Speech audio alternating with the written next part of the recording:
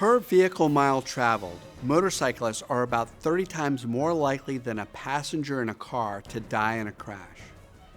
And more than half of motorcycle fatalities in 2013 were unhelmeted riders.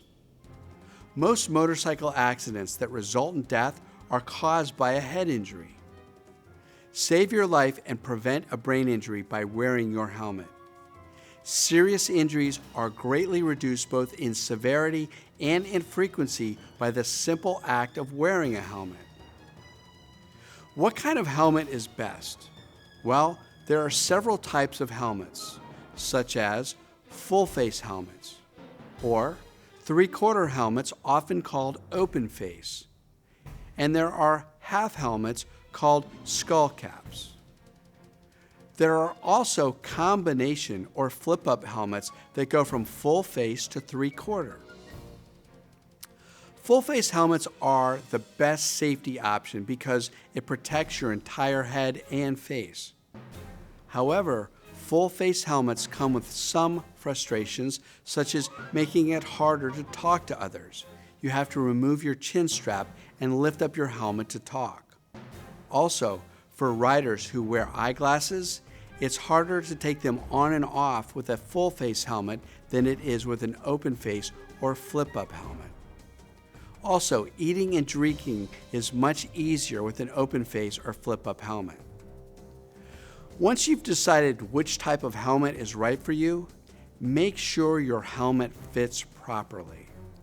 Otherwise, it won't work as effectively as it was designed. Try on a few different sizes to make sure you get the right fit. Motorcycle helmets have two main protective components. First is a thin, hard outer shell, typically made from plastic, fiberglass, or Kevlar. And second is a soft, thick inner liner, usually made of polystyrene foam.